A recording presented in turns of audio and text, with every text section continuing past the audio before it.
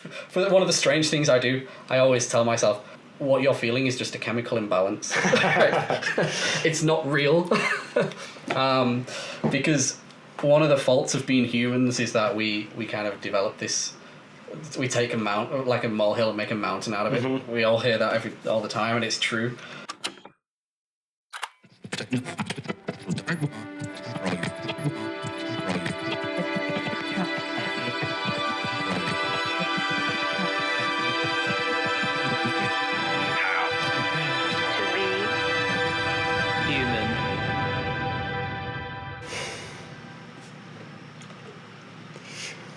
I've got a little bit of a confession to make. You may have noticed already, I've taken a brief hiatus from How to Be Human. I've not been posting, I've not been doing interviews, I've not really been doing anything towards How to Be Human. And the reason is I've not felt very good recently.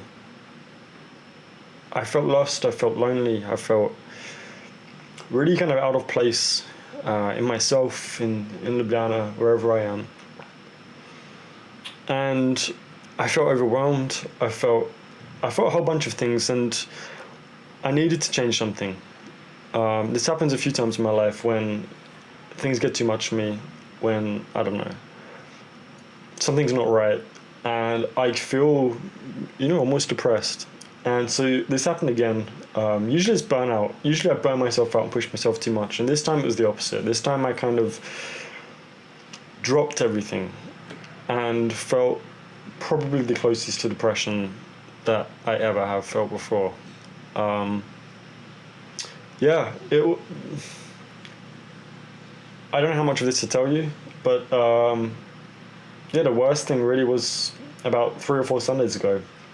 And I remember just, feeling like life is pointless. Life is empty, life is without hope, without meaning, without purpose, both philosophically, like realizing that everything we know is bullshit, but also physically, feeling like in my own life, nothing really matters. There's no one really to share it with. I don't really feel like I fit in any particular place. So that Sunday got me pretty low. And I remember specifically I was sat in the park and I was watching an old couple walking through the park. And I remember looking at them then and just wondering, why the fuck are you still going? What's the point? What's the point in any of this? And it's moments like this that I realize something needs to change. And something's changing now with How to Be Human. Some of it you won't even notice. Some of it's going to be the behind the scenes background stuff. I'm also making some pretty big life changes too. I want to work on this full time. I want to do this as my life. And it feels like anything else I do isn't really... It feels like I'm wasting my time if it's anything else but this. And so I'm going to figure out a way to really make this my thing. So I'm going to move back to England. I'm going to slowly start trying to build this into a business and a way of doing it full time. And we're going to see what happens.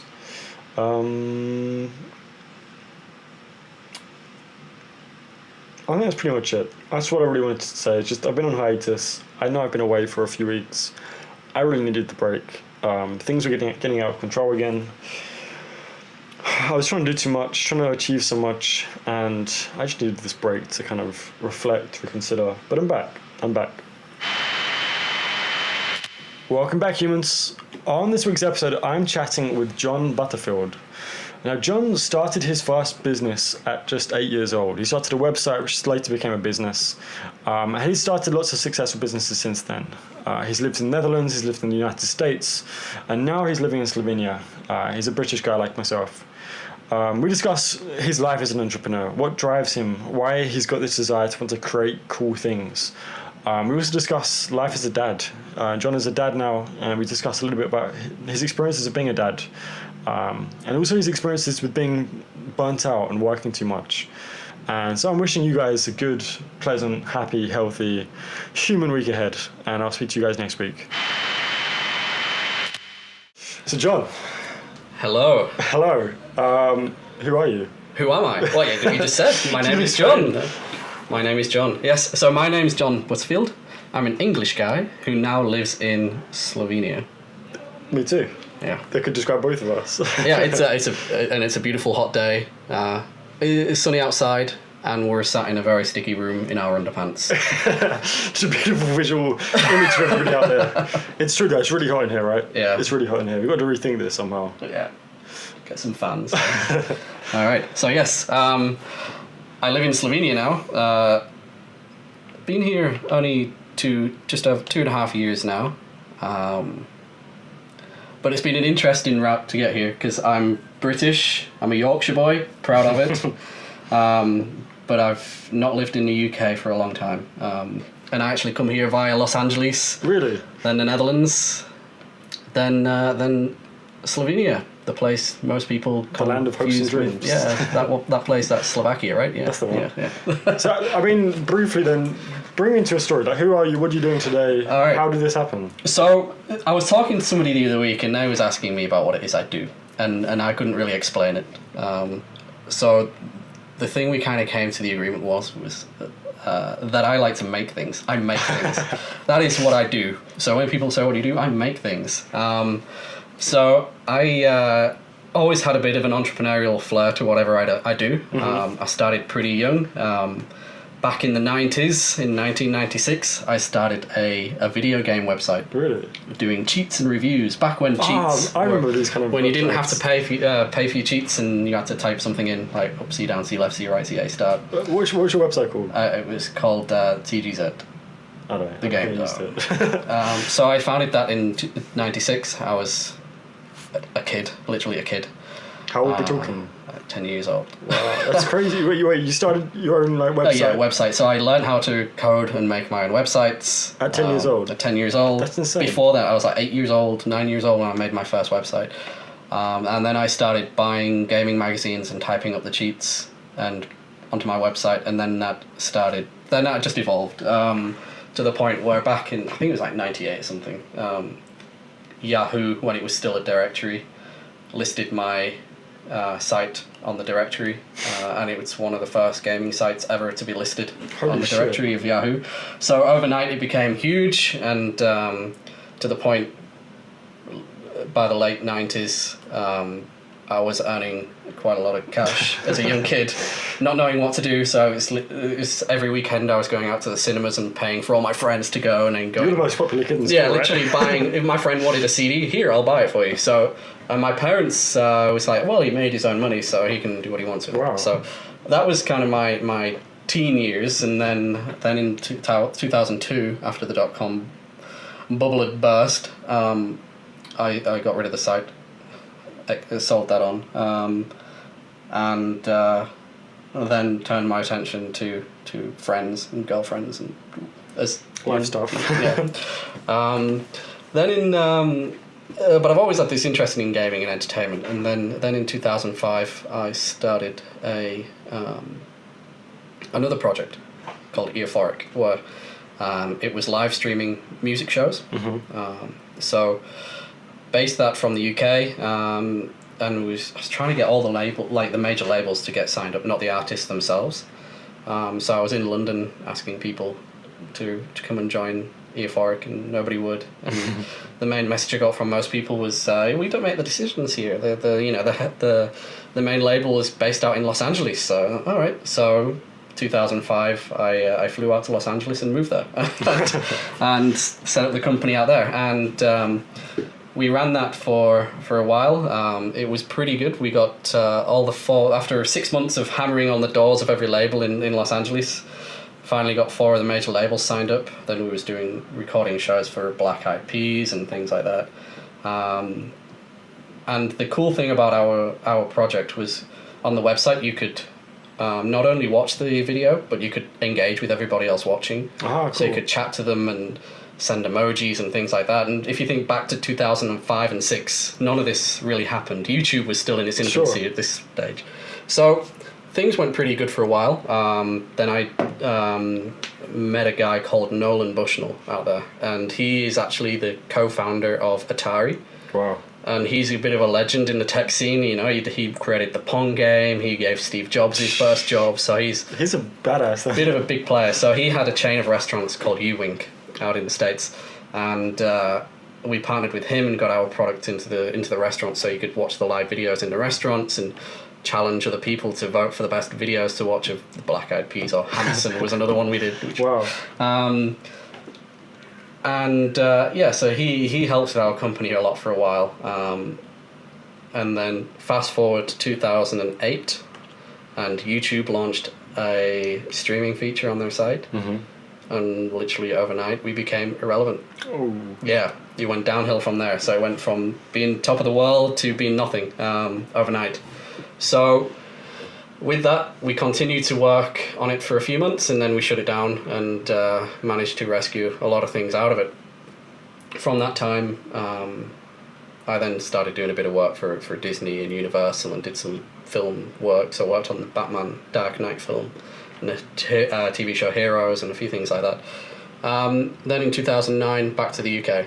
Went back to the UK. I couldn't quite face going home to my hometown, so I went, which is Hull. Hull, yeah. Good old Hull, yeah. Capital of Culture 2017. Very cool. Yes. Never been. No, you should have gone last year. It was great. And went to Leeds, not too far away, but there, and had an agency, set up an agency there, and we did a bit of work. But that never really got me. That never really got me at all. And then in 2011, some friends and I set up another company, which was taking the idea of being able to, talk and share and interact with other people watching the videos, thinking, how can we put that into gaming? Be great in gaming. So we created a gaming portal with it, which eventually turned into an SDK, which is a tool that people can integrate into the mobile games, where you could chat and challenge and share and invite other players. And that was an interesting company called Get Social, and it's still running today. It still exists. YouTube hasn't created something bigger yet. So the tool still exists. So if you're playing any of the Sega games now on your phone, like Sonic, so the new Sonic the Hedgehog game, Sonic Forces, I think it's called, the whole sharing and challenge features and chat features is all built around this product that evolved from the old video thing. Wow.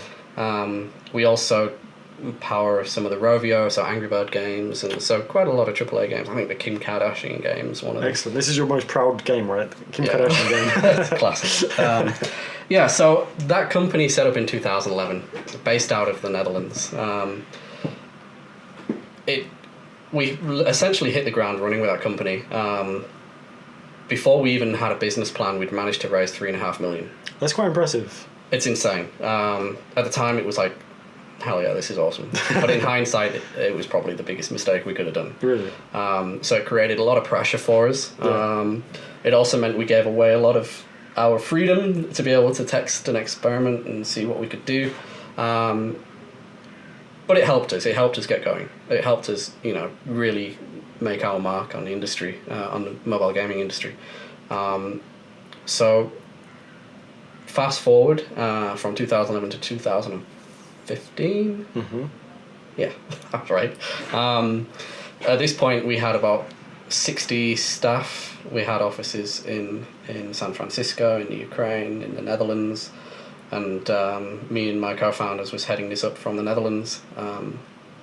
At this point, I had a child in the Netherlands who was coming up to 2 years old at this point, and you could say life was pretty good. Yeah.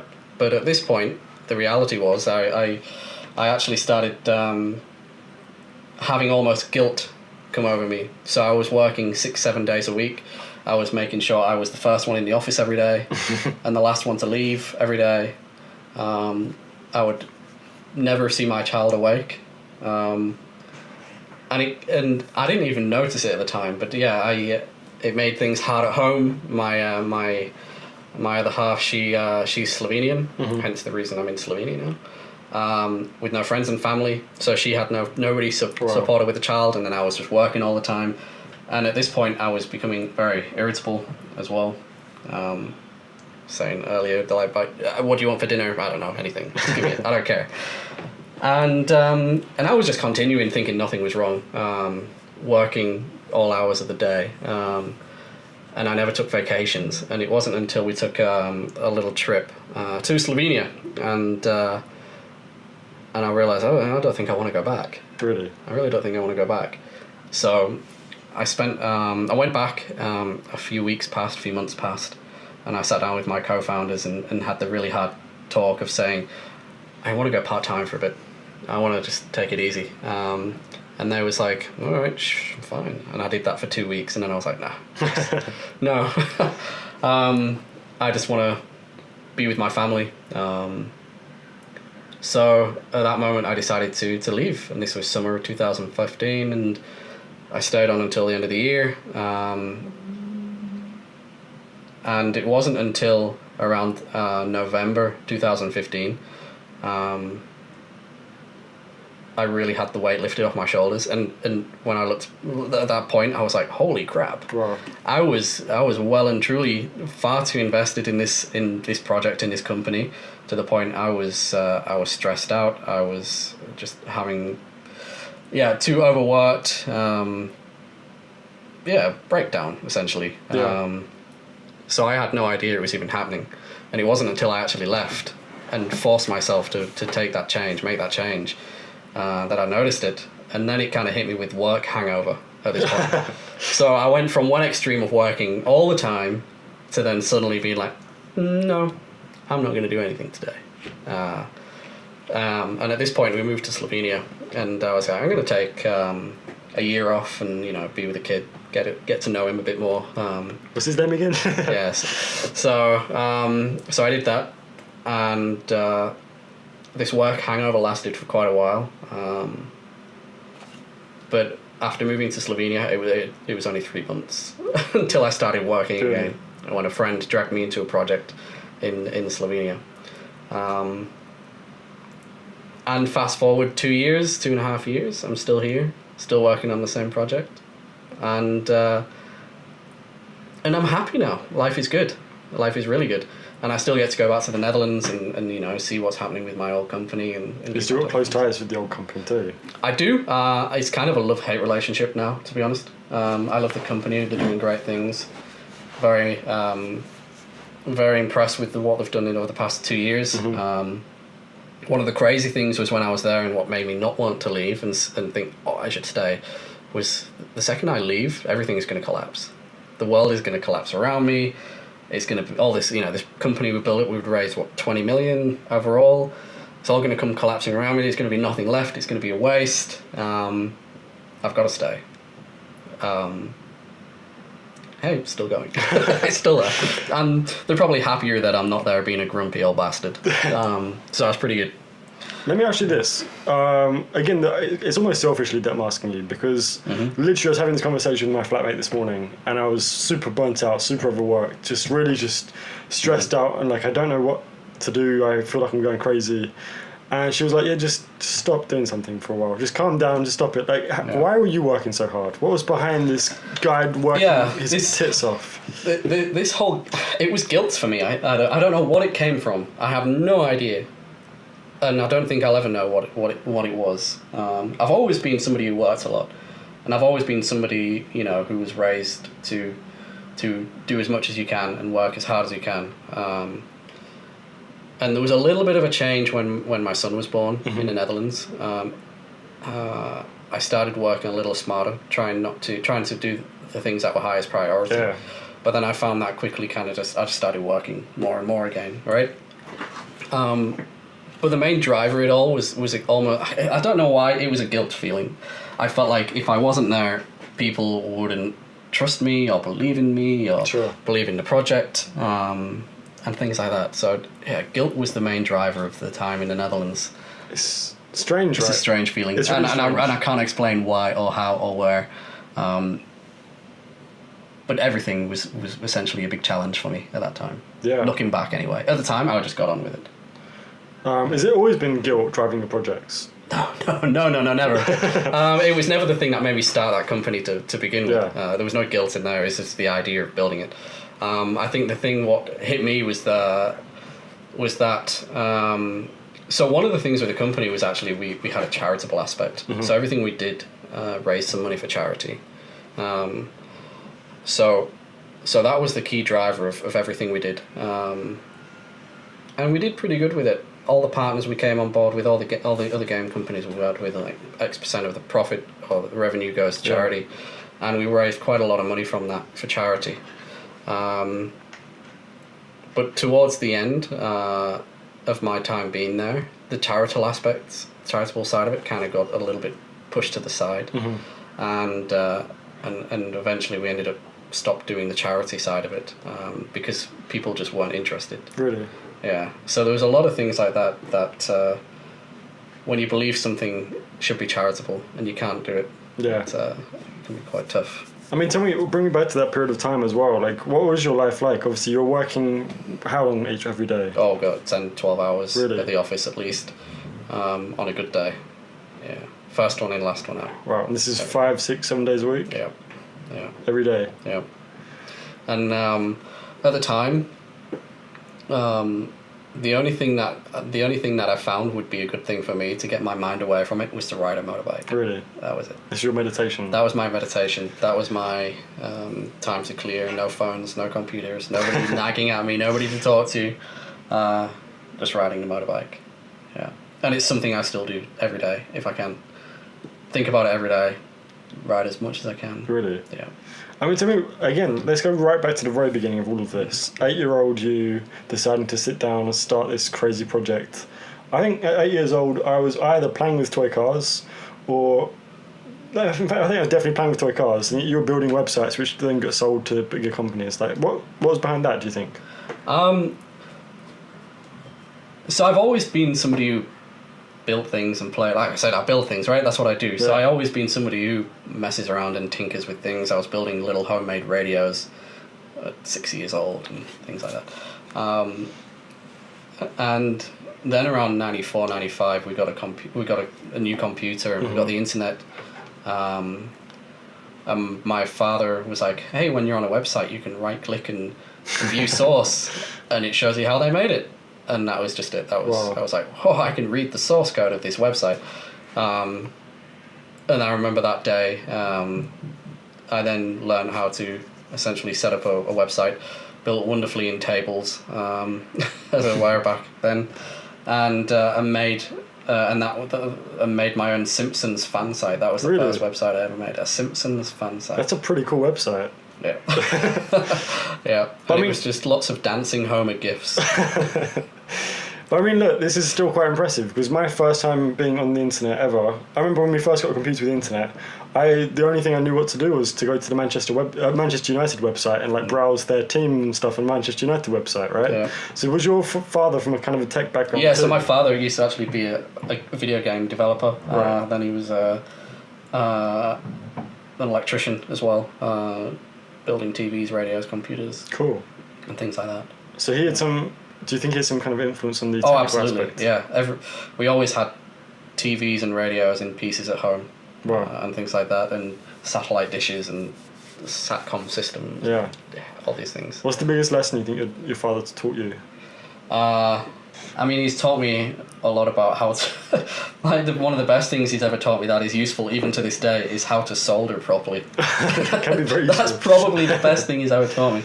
I've always been proud of my soldering skills, which my father taught me. Yeah, but my father is...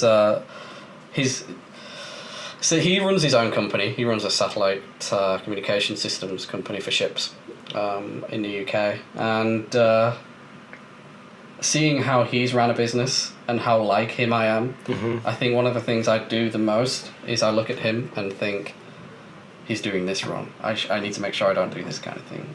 I think I look at his negatives more than his positives. Probably not a good thing, but I look at his negatives more than his positives because he's an incredibly kind and generous guy to the point he gives away too much. All right. And I'm like, yeah, you gotta hold back and not do that. Yeah.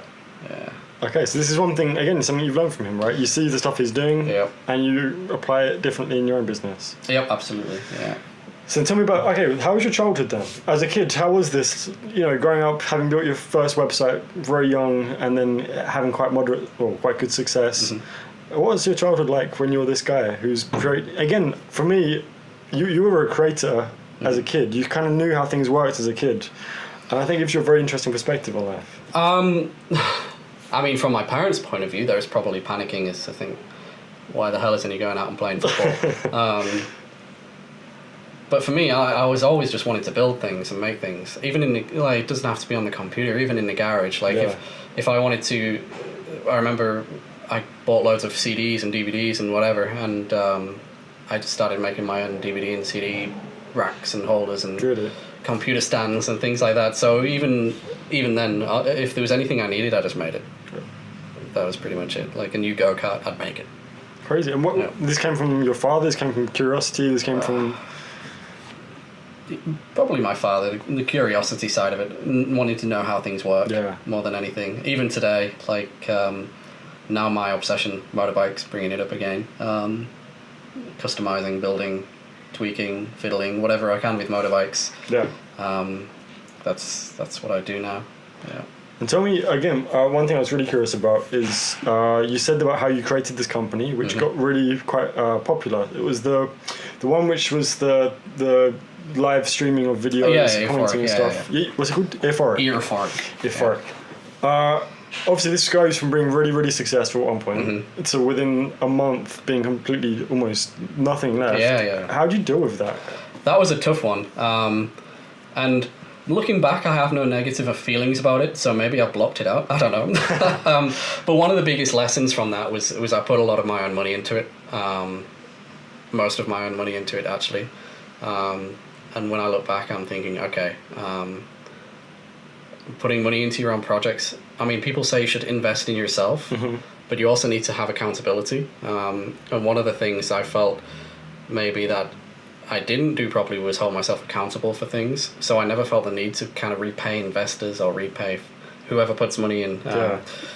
You feel like you owe it to them. So having that kind of thing on your back can sometimes be a good thing. Right. That can be a good thing. And that's one of the things, looking back, is probably what one of the biggest lessons I walked away from that. Don't play with your own money if you don't have to. What about during that moment? Did you have any moments of despair? Did you wonder what next? Did you kind of feel like, everything's going tits up? And Not necessarily. Things kind of fell into place pretty easily. So it was hard for the team. There was only a small team. There was about 10 of us at the time.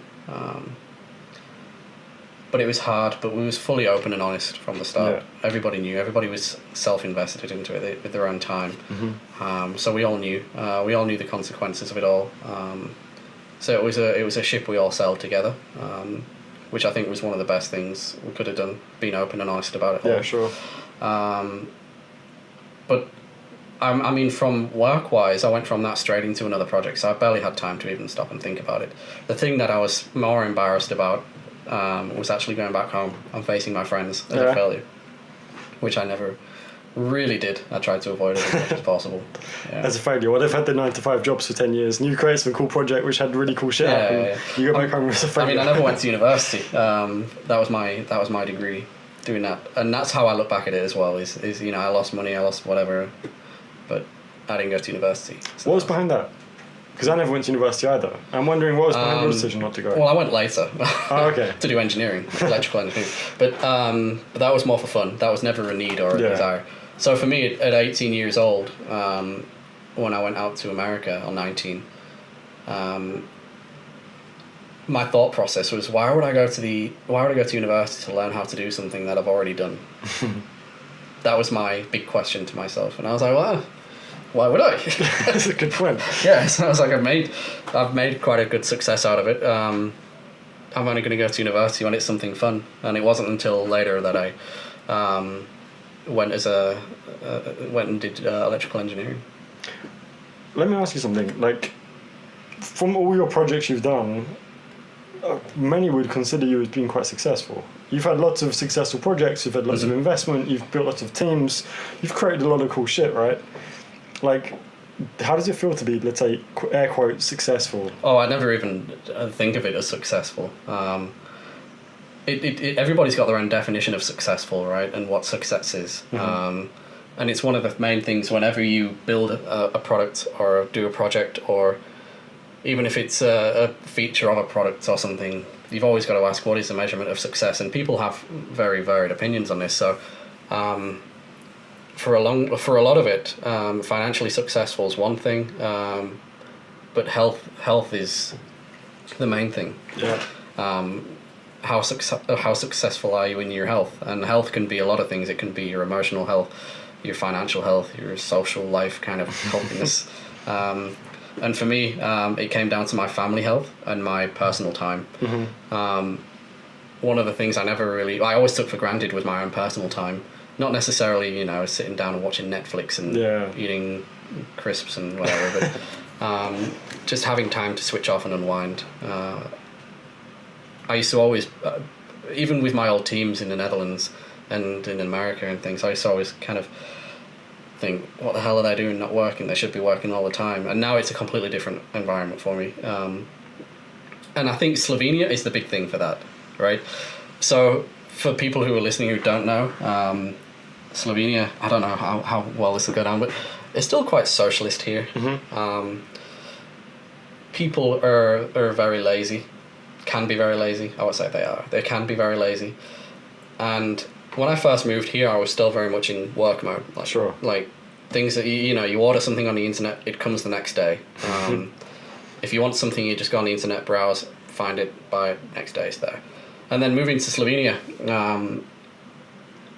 I started renovating the house, and that was, oh my god, one of the most painful experiences in my life.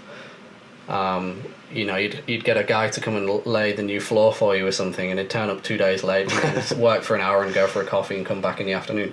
And it was like that for a lot of the time. And the first 6 months of living here, it's like, fuck it, I'm off.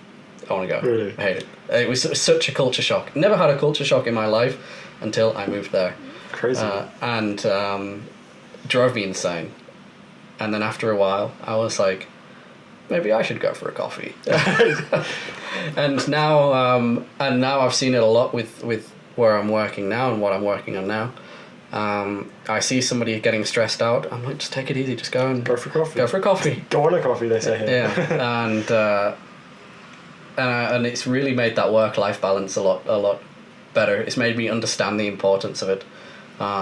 Being here in Slovenia, something that I'm incredibly grateful for. You know what, it's something that taught me as well, because it's actually, the thing is, it's a nice balance here too, because people are working really hard but they're playing really hard. I find people do know how to work hard, but they also know how to just switch off. Almost all the time in Ljubljana, if it's during the day, there's almost always a huge row of people having a coffee.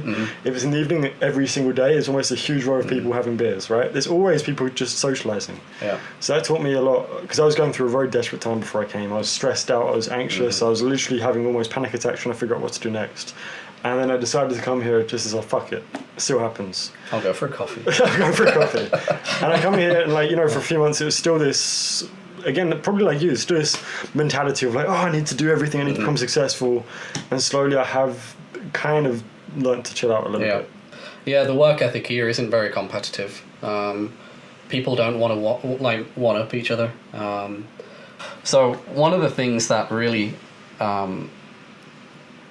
that I've been playing on a lot recently, because the project I'm working on here, the work has got very busy, to the point where I'm finding myself doing a lot of long days again. And with the kind of work ethic that's picking up, the part of the UK is kind of rubbing off on the Slovenian office at the minute. So work is getting quite hard, and busy, and unorganized. And the thing I've been trying to tell myself every day, and it's easier to say than do, is if you can't do anything about it, if you can't control it, fuck it. Literally just a big fuck it all the time. Because I found myself, and I found a lot of my team members stressing out and freaking out, and sleepless nights, anxiety, stress, over things that we can't control ourselves. Sure. And a lot of things as well is there's nothing nasty about it. People make decisions based on their own emotions, not necessarily to be nasty a lot of the time, especially in business. Nobody's trying to hurt anybody or take anybody else down most of the time. But people always take it as a personal attack. Sure. So what you've got to remember and keep telling yourself, especially myself at the minute, I need to tell myself every day, is if you can't control it, fuck it. Can you think of a moment which taught you this? When was the breaking moment you're like, okay, this is it? the more I've been thinking is that I just want to be more with my family, right? I want to spend more time with my family. Yeah. And stressing about things at work or anywhere can distract you from doing the things you love. If I've had a stressful day at the office and I go home and my kids are screaming, it's just going to irritate the hell out of me. So the best thing you can do is just not care about what's happening at work. True. Unless it's in your control, obviously, right? If it's something you've done, yeah, you have every right to feel bad about it. But if it's something out of your control, or something you can't do that day, even if it's something that, you know, tomorrow's John can be bothered with, leave it for that. You got to live more that way, more thinking about what you can control rather than what you can't control. Yeah. And I mean, we've mentioned this kind of, you know, this need or this desire to work, this kind of guilt feeling of trying to do work. Do you still feel that today? No. Not anymore? No. The big thing for me has always been driving a passion of making stuff, making something that's going to change people's lives in some way. Yeah. So right now we're making tools for self-employed people, and it's all about, our mission is to make self-employment easier than employment. Yeah. And this is something that really resonates with me. I was self-employed for a while and had lots of problems with it. So for me, this is a big driver for me, and that's kind of what makes me tick at the minute. So just this bringing something really cool to life, essentially. Yeah. I mean, is this how do you bring a business to life? Because, you know, this is a very easy question for a difficult answer. How do you bring a business to life? Well, you've got to start with about 10,000 ideas and then pull it down to top 10. And then try and see what you can do with those. Because I mean, let's go into this for a second then, because you know what, so many people out there have these beautiful ideas for stuff, and you know, I learned the hard way that a good idea isn't enough, right? You can have a billion good ideas and then not enough. So my thing now, what I do at my current company is I'm doing more growth marketing. So I'm working more in the marketing team. Over the years, I've done, you know, design, product development, you know, all the different things. Yeah. I've been fortunate to be a bit of a jack of all trade, but master of none. But now I'm doing growth marketing, and the thing here is, and one of the big things is you can build, like you said, you can build the best thing, but if nobody sees it, it's pointless. Yeah. So for me, it's all about really optimizing the flow of the product. And the company to make sure that it provides the most amount of value back to the user. So personalizing the experience, making them feel welcome, making them understand where they should go for the journey. And it's all about creating a story for the user and taking them through this story to get them to understand the value. Once they've understood the value, then it's easy to get them hooked and to come back and keep using your product. So I do a lot of that, and that's essentially what I'm doing now, is storytelling through products. Cool. And then from acquiring users' point of view, once you've nailed the story, it's easy to get people to invite people, and word of mouth is the cheapest and easiest and best type of form of marketing there is. So once you've hit that then you're a home run, really. Cool. Yeah. I mean, what do you think, bringing back to today, what do you think something you're struggling with the most today? What am I struggling with the most today? I keep finding myself falling back into old habits of wanting to work far too much and stressing about things. Like, I have a lot of times, there's been a lot of times the last few months where I wake up in the middle of the night and I'm like, holy crap, I need to think of this, I need to do this, remind to do this. And I have to physically kind of sit up and tell myself, it's not your responsibility, you cannot control this. This is out of your zone, like, let it go. Let it go is the big thing. And it's a tough one. Because we're also living in a world now where we kind of have to look at everybody else and we judge ourselves by each other, and social media has kind of destroyed that for us. You know, we're always like keeping up with the Joneses and all things like that. So you're always comparing yourself to everybody else and other things that are going on. And it ends up making you panic and stress out and all these things, and you can't do that. Yeah. And how do you deal with that? Because I know sometimes, you know, I've got like especially if I'm working 12, 14 hours a day, I've got like a really busy mind when I go to bed. And usually the problem isn't going to sleep. Usually I go to sleep pretty quickly. The trouble is at about 2 a.m, I wake up and my mind is just like Like, sometimes good ideas, sometimes just, oh, I need to remember this. Sometimes it just doesn't go to sleep. Like, how do you deal with this? If it's during the day, I hop on the motorbike and go out somewhere, right? But one of the things I've found is always, if I have any of these moments where my mind is racing and things are happening, I leave my phone in another room. I take it to other side of the house, and I leave my phone there and my computer and anything that can essentially distract me from what is going on. And for one of the strange things I do, I always tell myself, what you're feeling is just a chemical imbalance. It's not real. Because one of the faults of being humans is that we kind of develop this, we take a like a molehill and make a mountain out of it. Mm-hmm. We all hear that all the time, and it's true. You panic about things, and suddenly you create this story in your head, and before you know it, you're thinking the most simple, basic thing is something stupidly complex, and it never is. And most of the time, people don't even give a shit. I mean, we like to think of ourselves as superior and better than everybody else. We all think we're better than each other. Even the quiet people do. In some way, in some form, we all think everybody else is a dumbass and we're more intelligent than them and whatever. And everything we do is going to be judged and held against us. But the reality is, not many people really give a shit. And how did you learn this? How did I learn this? I learned it from panicking and stressing about everything, and then realizing at the end of the day afterwards, it didn't really make a difference. Yeah, is there a specific time that this happened where you were like really kind of panicking about things like this? Oh, well, it happens all the time. It used to happen all the time.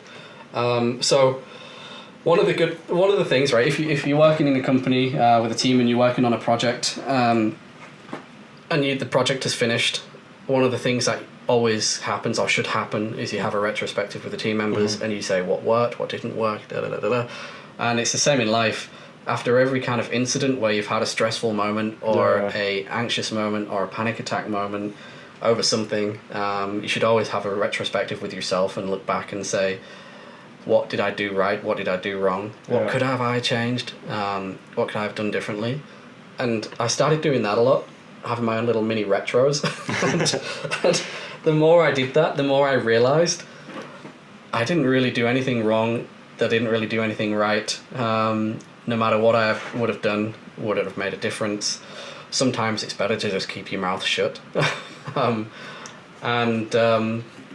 You made a mountain out of a molehill. There's nothing really there. Yeah. I mean, we all want sympathy and people to feel sorry for us, so maybe that's one of the key drivers of why we feel like that. We all want a bit of love, right? We all want a bit of attention, and maybe that's all we're seeking. It's one of the faults of being human. Do you think we all want this attention from others? To an extent. It stems from being a kid, right? Well, as a kid, all kids want it. They scream and shout. I don't know, I hated attention. I was a little isolated kid who'd like hide away in the corner and just try and be invisible as much as possible. What at all ages? Yeah, I was so shy as a kid. I was the shyest little kid basically in the entire school. So I was definitely trying to hide away, become invisible. But I'm thinking before school, like babies. Okay, babies. I've got 2 little kids, right? So the eldest one's 4, right? And I see with them, like, as the baby, she's 11 months old, and she cries all the time. Yeah. She cries not because she's upset or she's happy or anything. She just literally wants attention. She wants somebody to hold her or to give her something. Or it's her way of communicating. She just wants attention. Mm-hmm. And then the 4-year-old, all he's ever doing is like this morning, I came into the living room and said good morning to him, and he's like, sit there and close your eyes. And he brought me an apple and a banana for my breakfast. Never done that before. And then he just was like, I wanted to give you this so you could have a happy day. Aww. And I'm like, oh, that is so sweet. And then he was like, so can we play together now? And I'm like, okay, so he's just doing it. He's playing me because he wants my attention. He's a class 1 manipulator. Yeah. 4 years old. So inside, we all want a little bit of attention. Not attention as if like everybody spotlight's on me, everybody look at me. But everybody just wants somebody to give a shit about them and care about them, right? And that's why we develop these feelings of wanting to kind of building things up, because you think everybody is going to eventually look at you and judge you and care about what you're doing. I wonder if it's actually the opposite is true, meaning that actually we all feel a lack, and we try and use this other people's caring to fill our lack. Desire, yeah. If that makes sense. So I don't feel like I'm enough. I don't feel like I'm good enough. I feel like I'm broken. Like we said before we started recording, we're the only person who's aware of all our fucked upness. Yeah. We're not aware of everybody else's fucked upness, just our own, right? Yeah. And because we're so fucked up, we're looking around at others thinking, oh fuck, if only I can kind of fill my fucked upness with other people's love and kindness, maybe I'll feel a bit better. Yeah, but the problem is we're looking at ourselves and judging ourselves and saying our fucked upness. The reality is we're just human. Completely. I'm just human, and that means different things to different people, but for me it means a lot of it is that we're just full of faults. We think, because we can think, we think we're superior, but we're not. I think the most beautiful, again, I've said this a lot recently, one of the, like, most of us right now are experiencing this existential crisis of some kind, like, oh, why am I here? What the fuck am I doing here? And whilst we can look at that as being a bad part of being human, I think it's the essential part of being human. Like, the fact that we are like a bunch of atoms are able to contemplate on ourselves being a bunch of atoms is, of course, going to lead to questions like, what the fuck am I doing here? Yeah. So it's kind of something to be celebrated. Fine, it's not necessarily nice, but it's also something to be celebrated and not to be worried too much. So I always think about what am I here for? What is my purpose in life? And I think everybody goes through that kind of period of thinking about that. But if we're looking at what human nature is, the purpose of life is to breed. That's essentially it. There's nothing else to it. Everything else is just made up. Superfluous. Yeah. We're here to breed. What do you think, when you've been thinking that in your own life, is that the only answer you come up with, or have you kind of given yourself other answers? When I was like 18 and going night clubbing, I'm here to breed. No. Hey, I like it. Do you want to breed? Hello, ladies, I'm here to breed. Should you get a t-shirt like that? No. I mean, everything else is just a bonus, right? Everything else we should be thankful and grateful for. Sure. Our homes, our cars, going to the movie theatres, going to work, all these things. I mean, to an extent, we should be grateful for going to work and all these things, right? But the bottom line is we're essentially here to form relationships and breed. Nothing else. Everything else is just make the most of it. Sure. I mean, if it's going to affect breeding and relationships, then that's a problem. But if it doesn't, fuck it. Who cares? Fair enough. There's always more. People say, "What about work and things?" There's always more work. There's always more money to be made. There's always more things you can do. Nothing's gonna. Yeah. Essentially, it's just about breathing and breeding. Yeah, breathing. Yeah. I mean, let me ask you this then. I think fast forward, hopefully 40, 50 years ahead to, let's say, you being on your deathbed. What would you look back and be like, wow, that was successful. Let's say successful. That was a good life. Let's say good life. So for me, it's all about creating moments and times with my family now. Yeah. Because even now, looking back at what my company like 3 years ago and 10 years ago in the States and things like that, I barely remember anything. Like, you're asking me how did I feel when the bad things happened? I can't remember. and most likely at the time I was shitting my pants and crying in a corner and shaking. But looking back, I don't even remember. I don't even care. So how important was it really? Not really. Even the good times, a lot of them are kind of blurred memories now. Yeah.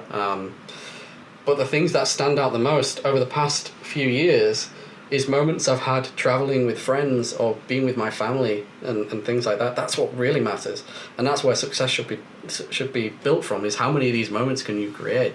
It's not about how big your bank account is or how many cars you drive or how big your house is and things like that, or how successful you are at work or how many even companies you've built or how many you've sold or how much money you've raised. None of that really matters. It's all about the moments you create.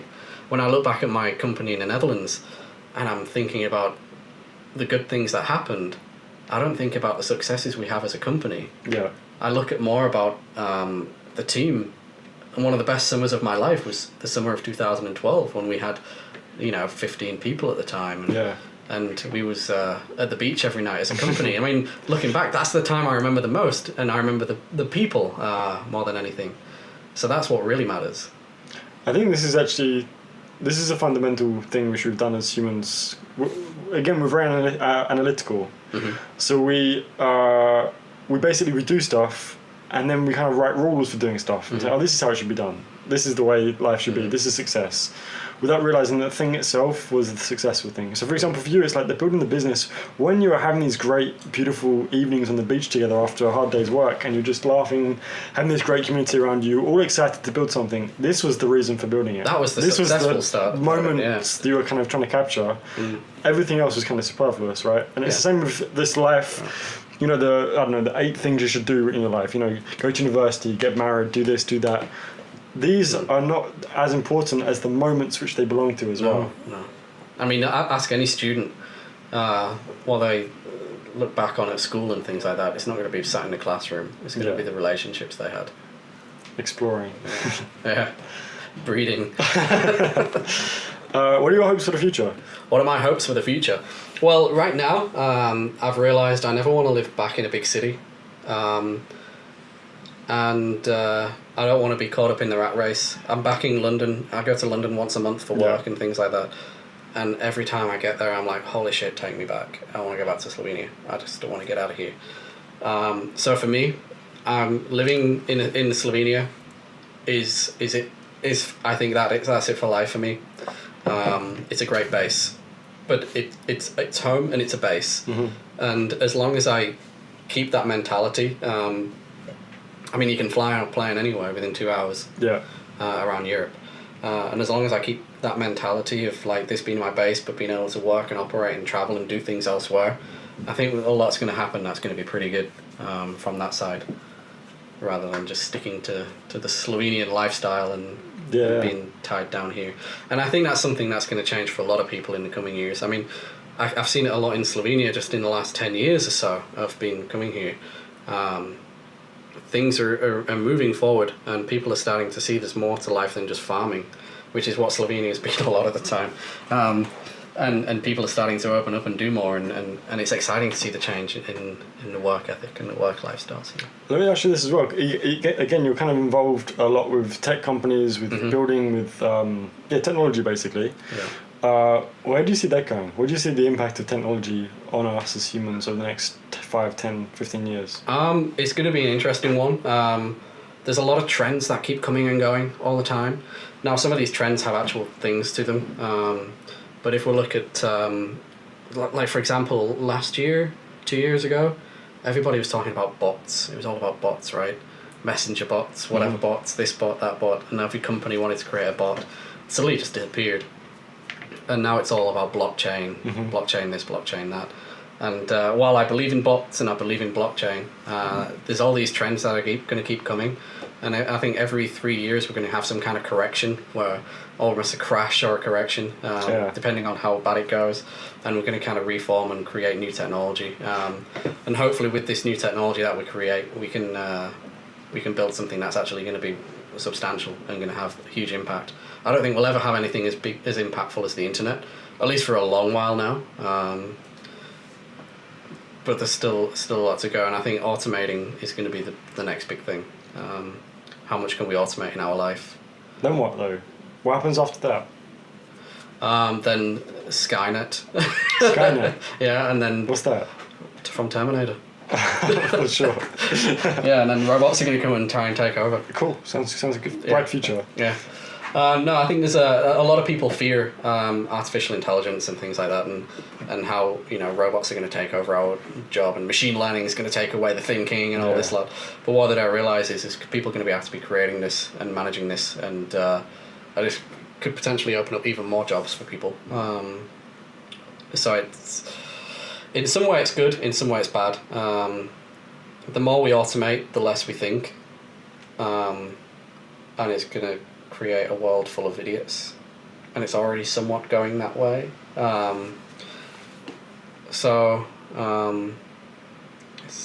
This is, I think, where we need to kind of fix it, is that give humans stuff to think about still. Yeah. Because again, on the one hand, lots of people, like you said, are really angry at artificial intelligence coming and taking our jobs, but the jobs they cling on to are factory jobs. I'm going to be a cog in a factory. I'm going to be this. I'm going to be that. They cling on to these jobs, but like, no, my job's not going to exist anymore. And I think that's going to be replaced, right? Yeah, industries will change completely, but the jobs will still be there in some other place. Yeah. But then we still got the question of how can we continue to get human beings to think? Because you know what, we're really out of touch with ourselves. Yeah. We're not necessarily thinking a lot about... Maybe we're thinking too much about things, but we're not thinking the right ways, if you like. Yeah.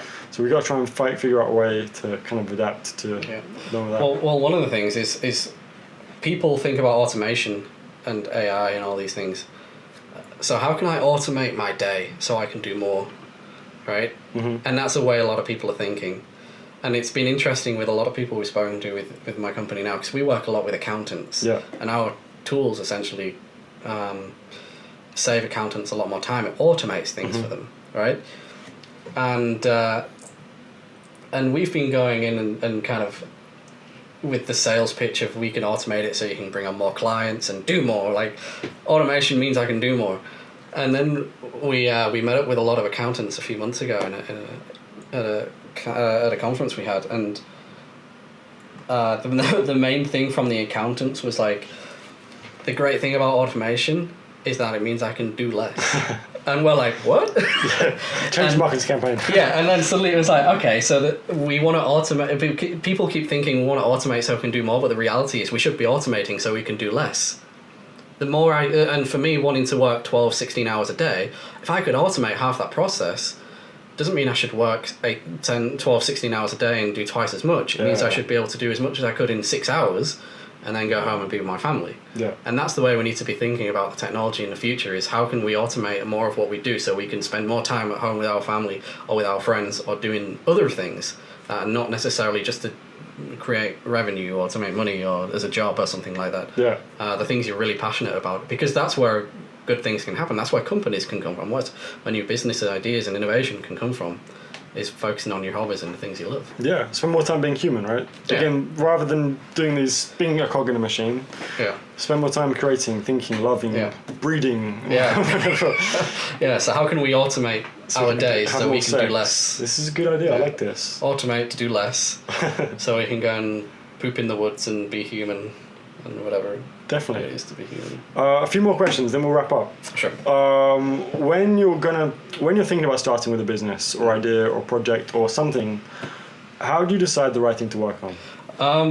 So one thing I've always believed in is having mentors. Uh-huh. I've always had mentors, a couple at a time, and they're a good soundboard to throw ideas at, and they're good at reasoning with you and playing devil's advocate. Mm-hmm. One of the great ones I had was a while ago, 10 years ago or something.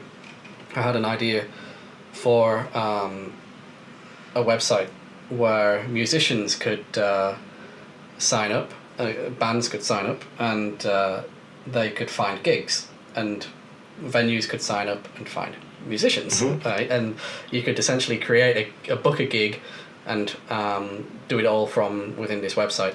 So venues could say, I'm looking for punk bands for a punk night, or a punk band could say, I'm looking for a venue in Middlesbrough for this show or something on this day, or we want to do a tour, and people could kind of do that.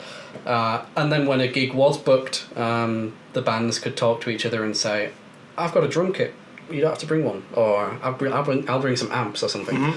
And I was like, this is like awesome, this is going to help so many musicians, this is going to be groundbreaking. So I built the project, I built it, I hired a team of people to build it over a year, called it Gig Union, and got Gig Union built up, and I was so proud of it, got it into beta, tested it with local people, and everybody I spoke to was like, this is a good idea, this is awesome. So we started testing it around Yorkshire, and turned out it absolutely sucked. Nobody used it. There was no way to generate revenue from it, which was the big thing. Mm-hmm. The musicians have no money. They're doing more free gigs than any gigs.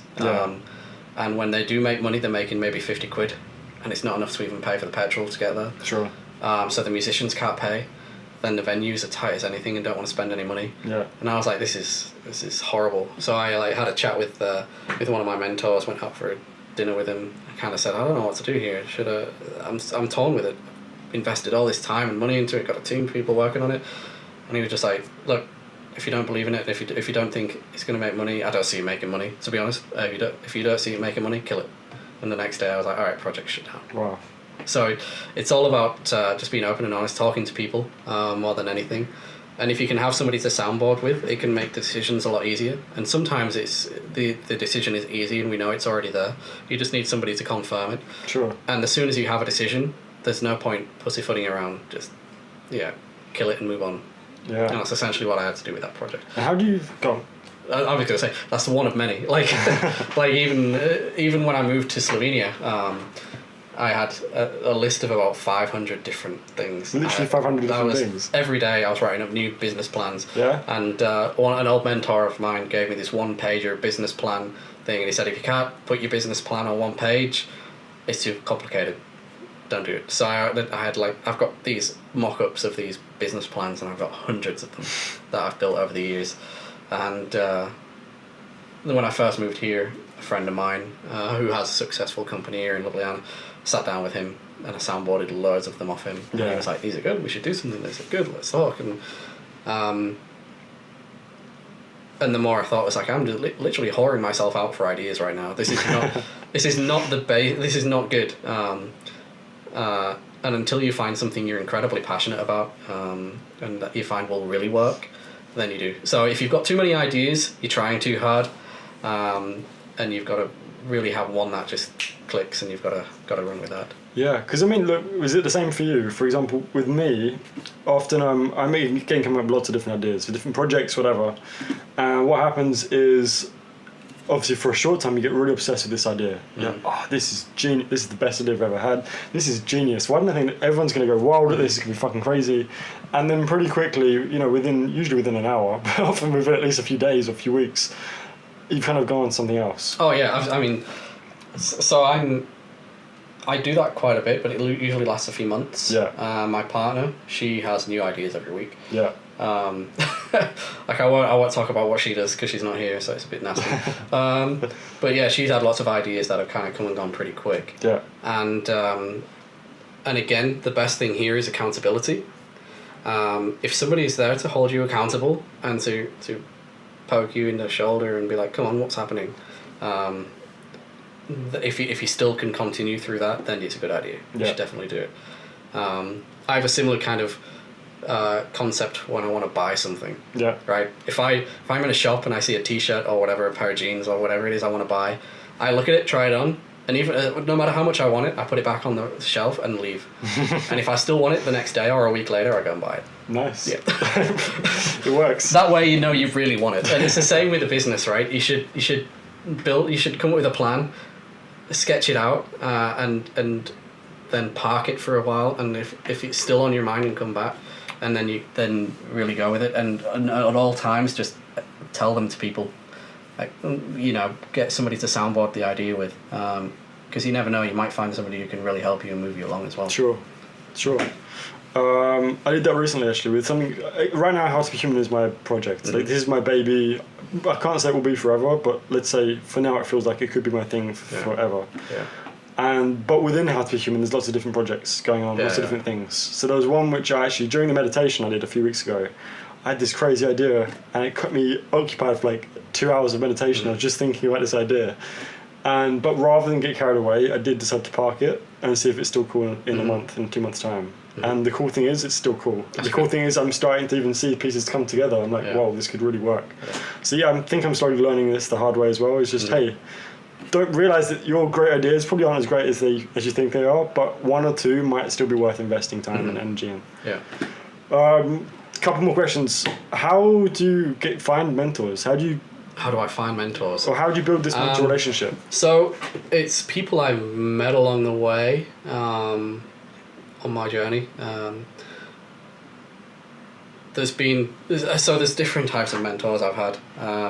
I've had mentors who have been like my greatest mentor of all time is this guy who's been helping me for the last, and he's never actually claimed to be my mentor, and I've never claimed him to really be my mentor, but I always talk to him on the phone, call each other all the time, and he's in his 70s. He had a carpet company in the UK, right, completely different, but he's a great soundboard.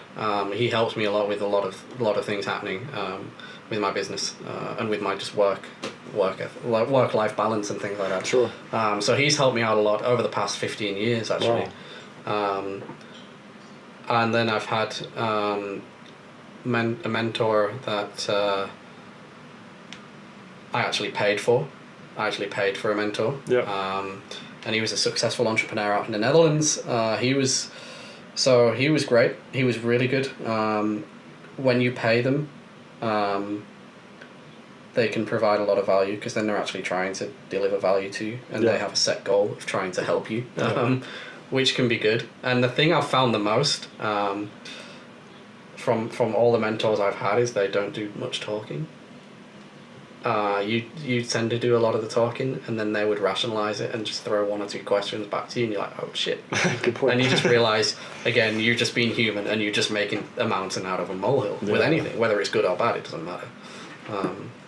Yeah. So the mentors have come in all different shapes and sizes. I've had 10 or 15 over the years, and I've got 2 or 3 at the minute now. Great. Three that I talk to. Yeah. Awesome. Some want paying, some don't. Some are just happy to have a beer. Yeah, and again, what is a mentor but like a relationship in some ways, right? It's a relationship with somebody who perhaps has some degree of success, quote, success again in something you also want to kind of build. Not more success. Yeah, there you go. Somebody who's experienced and can help you in making the right decisions with what you're going to do. Yeah. What's the most surprising thing you've learned in your life so far? The most surprising thing that I've learned, I've already mentioned it once today, is that most people don't even notice, and most people don't even care. And that comes down to good things and bad things. It means you shouldn't panic much about ideas or thoughts or what you've done or what you haven't done. A lot of the time, you know, it doesn't matter. And it also comes down to good things as well. Just try not to don't give a shit. Don't give a shit. Was this something you struggled with a lot when you were younger? I'm always caring about. I over care about things. Yeah. I care about everything too much a lot of the time. Just keep telling yourself it doesn't matter. Like literally, like one of the good things I've heard people say this before is like, do you think you're going to care in a year's time or 5 years' time? Is it going to be a problem then? Yeah. And if the answer's no, then it doesn't matter. And there's a lot of truth in that. And we've got to stop staring at Instagram all day and judging ourselves. It's true. From it, because that makes you care about things a lot. And getting into this habit of judging yourself by others isn't good. Coming back to come back to the meditation course again. One of the realizations that the meditation course I did was 10 days of meditation, of silence for these 10 days as well. And something I realised, because you couldn't interact with anybody, you kind of cared less about what they thought of you, because there's no way they could turn around and be like, what the fuck are you doing that for? Why are you being an idiot? Yeah. So people would, doing random shit without really caring, with this realisation, if somebody sees you doing something weird, they're not going to speak to you about it now, and they probably forget about it in 10 days' time. Yeah. And I realised, this is just like life. Like, nobody really gives a shit, and even if they did, it would be over in 10 days' time anyway. Yeah. So then it just keeps going on, right? Yeah. Kids are great at it. Having kids now, I see them doing it a lot. They really don't care. They're just so open and honest, and they don't give a shit, and they're happy as hell most of the time. Most of the time. Cool. Unless they want attention. I slowly start to wrap up there, man. Is there anything else you'd like to mention or discuss or tell people? No, not today. Not today. I don't think so. Cool. Let's leave it there. Thanks for coming on. That was really fun. Thank you. To be human.